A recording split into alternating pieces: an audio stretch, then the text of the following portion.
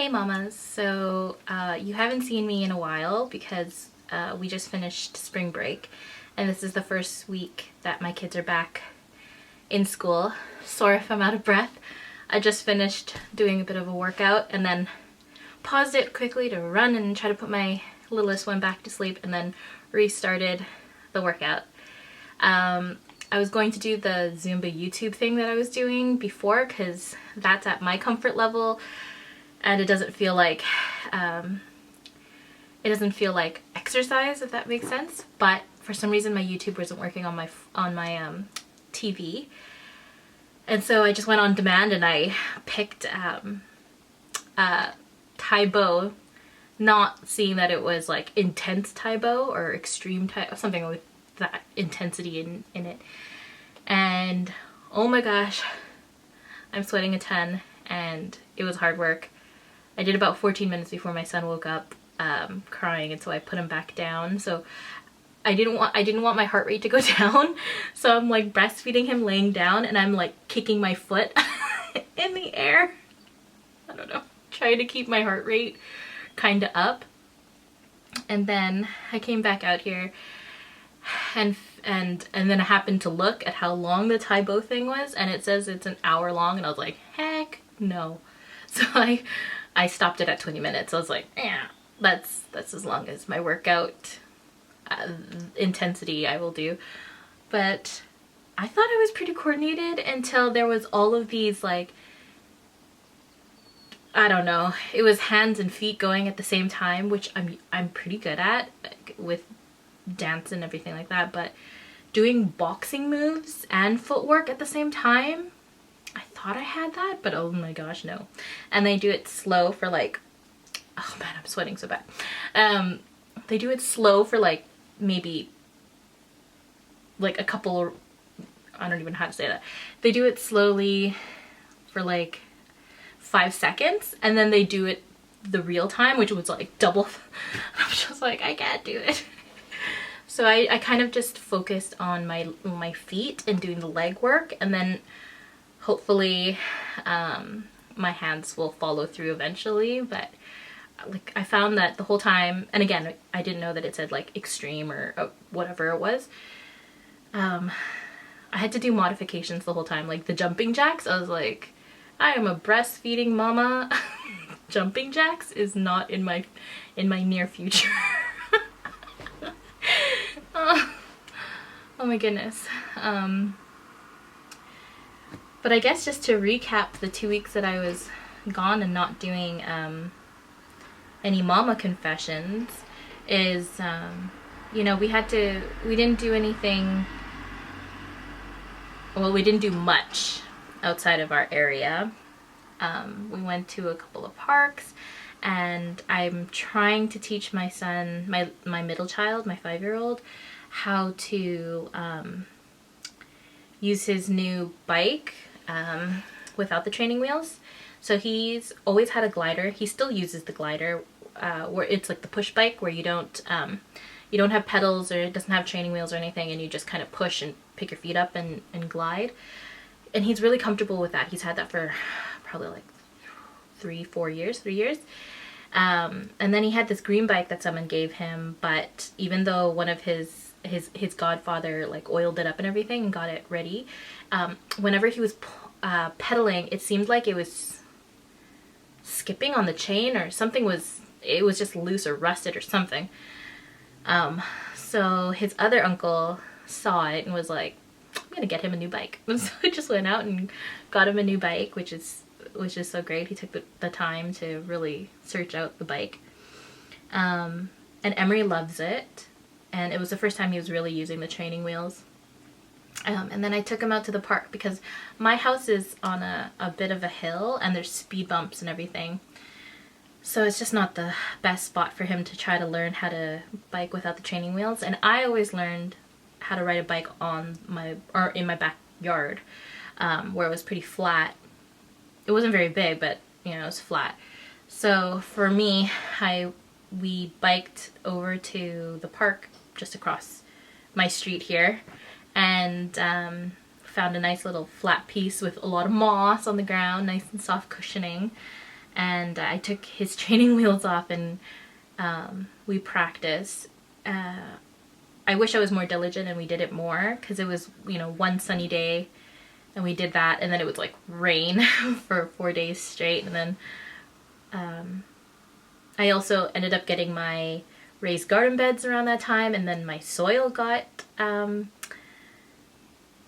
bags got here, and I will insert a picture of what it kind of looks like, but it's just me and a shovel, so I don't know if I have to maybe invest in a wheelbarrow or some buckets or something, but I'm kind of doing that like heave-ho action, and I was just like tossing it into the raised garden bed.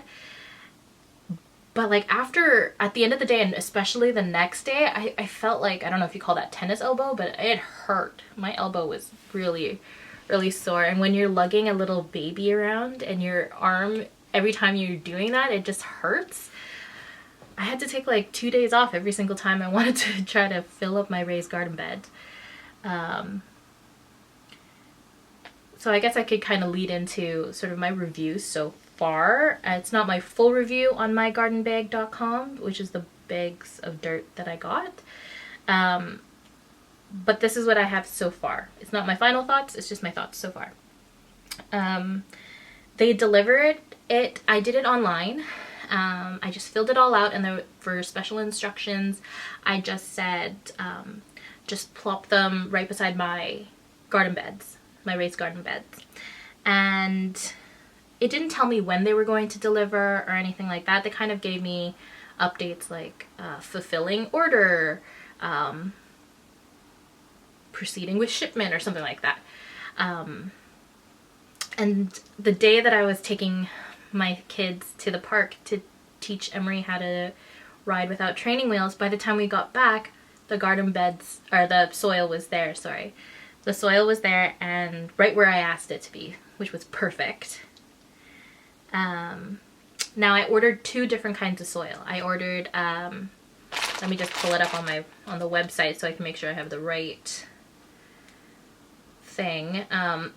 But I ordered 2 bags of their botanical soil, and that one I wanted to put on like my flower beds and my containers and things like that. And the other one I wanted to put on my veggies and my fruits, my fruit trees and things like that, was the organic one. Let's see, mygardenbag.com. Unfortunately, when they delivered it, there's no notice, there's no tag or anything that says this one's organic and this one's not organic. Oh. And that was a little difficult for me, because I don't know what I'm putting in my garden bed. I mean, it's not the end of the world if I don't have the organic stuff in with the with what my veggies and my fruits and things like that. But you know, when you're paying extra for the organic stuff and you want to use it for your veggies and your fruit, it'd be helpful to know what you're doing, and as opposed to the non-organic, which is slightly cheaper. So my thoughts on that was maybe, because I found out, because I wanted to look up like, oh, how long do I get to keep these garden bags? Are they gonna come and pick them up, or do I have to call? I didn't know. So when I was reading up on it, actually those bags, we keep them. I keep them. They don't get them back. There are some drop-off centers, I think, where you could drop it off or whatever, but you could reuse them here. They don't want them back, or they don't need them back. So my thoughts on that is, if that's the case, just like write on them and say if it's organic or non-organic or whatever you're buying. Or color code the tags that close up the bag, and so that I'll know which one is the organic one. Okay, so I got the botanical blend soil, which is non-organic, and for me here it's $154.95 per 1 cubic yard of soil. And then for the 1 cubic yard organic veggie mix, it's $169.95. So I mean, it's not hugely different, but when you're buying multiple bags, that the savings kind of, or that amount kind of adds up. And so I don't know if I'm putting organic stuff where I wanted it, or the non-organic stuff where I didn't want it. Also, as I was shoveling it, I could see clearly that there was some organic matter. Like I pulled out like a chicken bone, I think it looked like. At least I hope it was a chicken bone.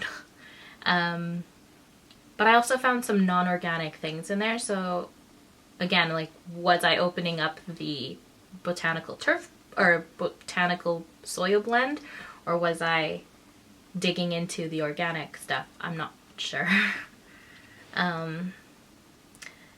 So far so good.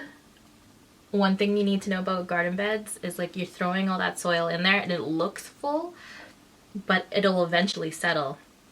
And so the good days that I was shoveling it in there, the next day it would rain and I would see it go down like at least in some spots like an inch or two. And so I'd go back out there and like put it in there. And it's rained again. And from my angle, it looks like it's settled down another inch, maybe inch and a half again. So I think I'm going to be topping up again in my future. So it's just taking me a long time because I need someone to sort of hold baby, because baby wants to be right beside me and the kids want to play on the trampoline and they can't do that with the baby. They've tried and it scared the bejesus out of me. So they're not going to try that again. So it's always a little difficult for me to be able to do it. And I'll insert a picture of my oldest one and his creative way of trying to wrangle my littlest one, my 10-month-olds, so that Tristan and Emery, the 5-year-old and the 12-year-old, could go to the trampoline on their own without the baby. And it worked for about 10 minutes, maybe 15 minutes, until he realized that the 10-month-old realized that he was far away from me. Not that far, like 2 meters, but still, for babies, that's, I guess, far. And he just wailed and cried, and I was just like, why? Yeah. So it's a bit difficult, and it's taking me a while. But I will persevere. I will get through it somehow.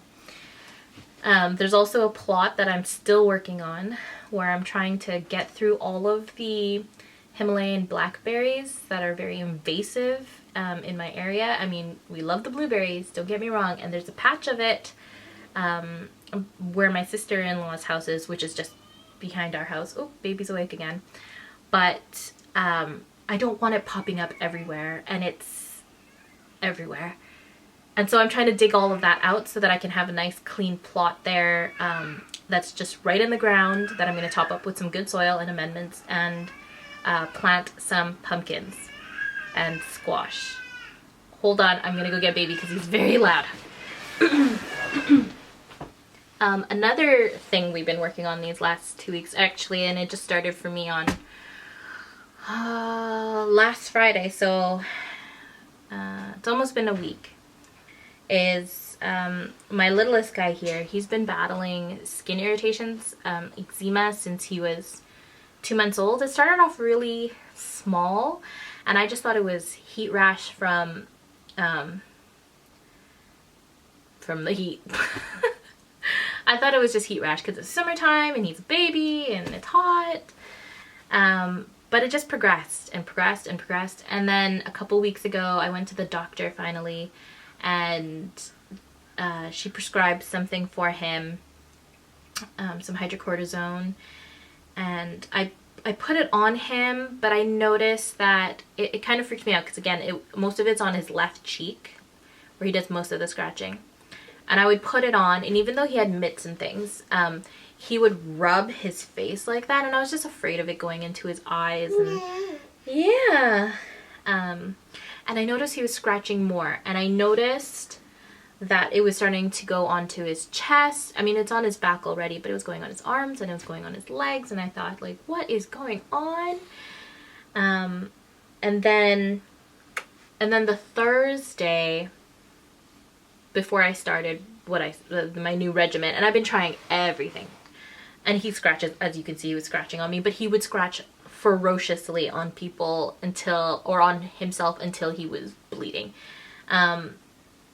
But he scratched himself 3 times that Thursday, so bad that they were gushing blood like the whole time, and it broke my heart. Like I kind of had a bit of a meltdown because I was trying to figure out, like, what can I do to help this baby? And I'll insert a picture of what he looked like, and I was like, I just came to this conclusion. Like, I started researching through the night because this kid was waking up every 20 minutes to an hour over the night over the last couple of weeks, and trying to find some form of relief by like scratching his face into the pillows, on the blankets, on me, and he wasn't sleeping, I wasn't sleeping. So I kind of did like the Google Mama MD thing, and I started looking up, like, is it something I'm eating that goes in my breast milk that's going into baby that's causing these irritations? And I saw that some things that I'm eating could result in him having some irritations in his skin.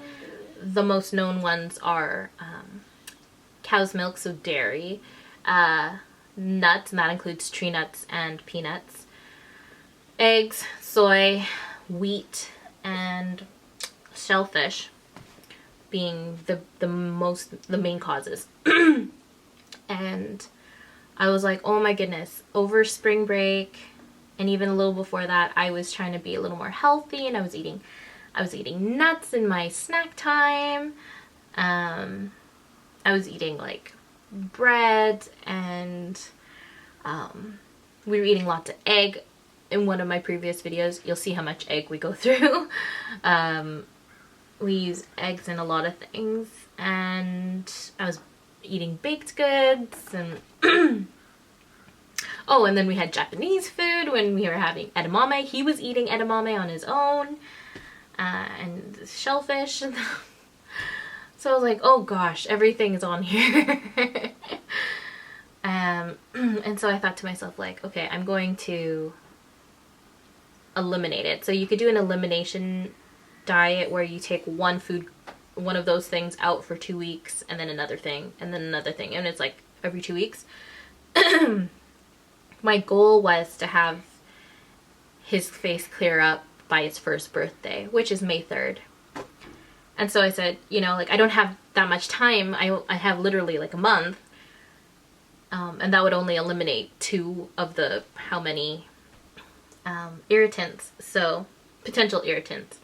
So I just cut it all out. So the next day, that Friday, it was like no dairy, no wheat, no nuts, no shellfish, no soy, no eggs. By day 4, you could significantly see a difference, and he was scratching way less. And today is day 6. This is what his face looks like today. Tea again. And his left cheek, which is right here, that's the worst part of it. So you can see he still scratches a little bit. He scratches a bit on his forehead. But all in all, if you see his before picture, and you see him now, you think night and day. Like, wow, he's healed up so quickly. I accidentally gave him some yogurt, because in my head I was like, yogurt's okay, right? But no. So no yogurt, and I accidentally, oh my, before I declared war on his eczema, I made myself a big batch of my garlic and herb yogurt dip that I love to have on lightly salted or unsalted chips and on veggies, and I even dip my chicken in it, or things like that. I was eating that. I was like, gosh darn it, I can't have eggs, I can't have all this, I'm gonna eat this. And I was eating it and I thought, oh wait, no wait, it's yogurt and there's eggs in the mayo. It's like, oh great.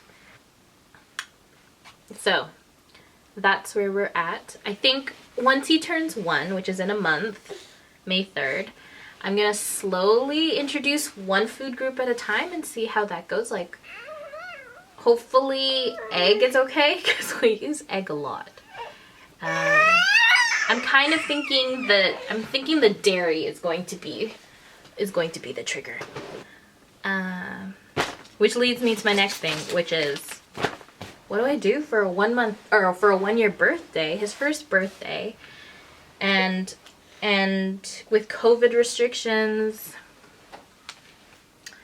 it's just hard for me to think of anything that we can do to make it special.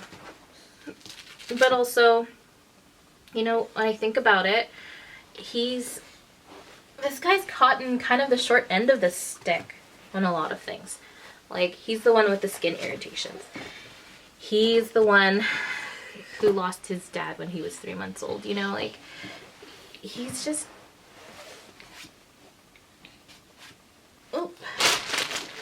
he's just got it a little harder. I don't know. I don't know if I'm overcompensating for that, or I'm trying to compensate for that, but I don't know. I wanted to do something special and I just can't think of what that would be at the moment. I think the one thing I kind of wanted to talk about too was, I've said it before in one of my other mommy confessions, is bullying in the schools and stuff. My 5-year-old was going through a bit of it. I mean, not in a severe case, but it was getting to the point where he wasn't looking forward to school, and he loves going to school, he likes it, and he was kind of like, I don't want to go to school, and he would show a bit of anxiety, which he didn't present before. And even during spring break, he was kind of like, I don't want to go back, I'm afraid of what's, or not afraid, but I don't want to deal with those kids being mean to me. And so I kind of just reached out to the mom, or the stepmom I should say, and I just let her know, like, about the situation and how Emery's feeling a bit anxious, and the stepmom actually didn't know that anything was happening. She was actually really surprised, and she said that they were going to have a conversation about this and they were going to talk about it, and thanks for letting her know and for being open and kind about it. And I kind of just let her know, like, you know, I have an older child as well, and this has happened before, and it works both ways, right? The kids, a lot of times there's triggers on both sides for kids for things to happen. And I think as a parent, you can go about it in a good way. In a good way where you're not accusing anyone and you're not being angry or mean or like guns a-blazing about anything. You could just sort of let that parent know that this is what's kind of happening, and figuring out solutions together about what we can do to help put a stop to it. Another thing that is in my horizon is my maternity leave ends near the end of August, and you know, I have to start thinking about if I'm going back to work and how that would look like, or am I going to stay at home and try to figure things out here. And so I have a couple of things that I'm doing to ensure that everything's okay and money's going to be all right. And I think I might do a future blog post on that, and so I will try to keep that in the back of my mind. But one of the things that I did was I reached out to my employer, and I let her know that, you know, I'm supposed to go back in the end of August, And if for those of you who don't know, I'm an early childhood educator. Ooh. Whew. And I work, the position I have is working 3 days a week, but 9-hour shifts. And I kind of just said, you know, as you know, my situation with my husband passing away in August, and me being a widowed single mom of 3 now, I have to look at some hard facts. Sorry, I got cut off. Yeah, I let my employer know that I just don't have it in me to be able to do my original position and still be a good mom when I come home to my 3 boys, because it's just me. And I don't know about you all, but if I'm working 9 hours a day with a whole bunch of kids, then I come home and I'm with my kids right after, I will lose it. I will lose it. And my poor kids, they will get the brunt of it. And that's not fair to them at all. So for my sanity's sake and for my kids' sanity, I know I couldn't do that. So what I pitched was, oh, now you're holding a screwdriver. Wait. No. How about this one? Do you want this one? This one? Yes. Yes. Okay. Go look out the window. Okay. So I sort of pitched a different alternative, which is, you know, my background doing, working with Indigenous organizations and working with organizations to create Indigenous outreach programs and health initiatives and indigenizing curriculum through workshops and through activities. It's something that me and my husband have always done. My husband is Musqueam First Nations, and you know, it was really important for both of us to create a way for the mainstream education and people off the reserve to understand Indigenous perspective, particularly Musqueam and Musqueam traditional territory, and understanding land-based knowledge. And what does that look like? So it was something that my husband and I were passionate about, and I feel like just because he's gone, it doesn't mean that work and that energy that we put into it should just stop. So I put that out there, and I said that this would be something that would be valuable. And I should state that I'm an ECE teacher, but I work. Okay, card was full. Okay. Where did I leave off now? Ay. Yeah, so I pitched the idea to my boss, and I should say that yes, I'm an early childhood educator, but I work for a really large organization, an academic organization, and so what I was kind of pitching was to help not just my center that I work in, but all the centers that are under this organization. So I think it was well received, fingers crossed. I mean, the worst they can say is no, in which case I have to figure out some other options, but putting myself out there and showing how I am a valuable asset is really important.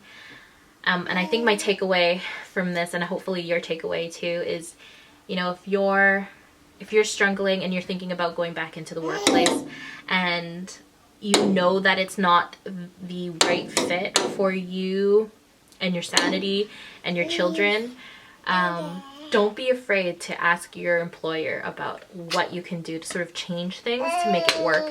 And I made sure in my email to state that, you know, I want to be able to do what I love, and I still want to be able to work at this organization, but I need to have flexible hours and to be able to work around my children's schedule so that I'm the best mom I can be and the best employee I can be as well. And another thing is I just started to nope, that's not for you. I just started to apply for an Amazon affiliate program. So that's something. So if I can generate some commissions through my blog, then that would be really helpful. Just being able to do that is an amazing bit of income as well. So if you're on my blog and you start to see things like I'm an associate, or I'm an Amazon associate, and I qualify to earn something on certain purchases, or on qualified, I don't know what the exact words are. I copied and pasted so that I wouldn't have to figure that out. Just know that if you happen to buy something through my links, that money goes towards pretty much my kids. That's really all that is. Doing something that I love and being able to provide for my family is really the only thing that's important to me. Which is why I go so gung-ho over the garden, right? Because I know that the produce from there is going to provide for my family. And if I have an excess of produce, which is even better, I can help out my community as well, my surrounding family. And I think I've said before in a previous vlog that just on my block alone, through marriage, I am related to like every single person on this block. Really. So it is important to me to make sure that I also help provide for my community and give back. And though I am not Musqueam, in my heart, some things are universal, and that's, you know, loving yourself, but also caring for your community, your family, and your community. And so if I can do that, then I feel like, you know, my kids will always have a strong tie here in Musqueam, and that a lot of the things that Terry, my husband, passed down to my children will continue, and that reciprocation is such a big part of this Musqueam culture, of a lot of cultures, that it should be automatically, oh, there goes my phone again. It should be automatically ingrained that, you know, by helping your community, you're also helping yourself. Because if you help raise everyone around you, you know, then they will lift you up too in times of need. And that is so important. I feel like that a lot of that has been lost in our modern culture, in our society. It's kind of the opposite thinking of like, you know, dog eat dog world, and to get anywhere in life you have to do it yourself. Here in Musqueam, here, when you live in a large family like this, a tight-knit community like this, you don't think like that. You don't think this is dog eat dog and I have to do it all. And I can only think of myself and my nuclear family. That's when you really hurt yourself. And it's like the teachings stop if you have that mentality. If you only think of yourself and your nuclear family. Oh, there goes the Uno cards. Yeah. So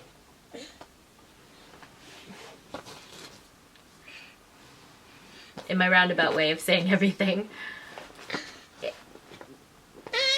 if I can do what I love and provide for my family, then that's all I could ever ask of my life.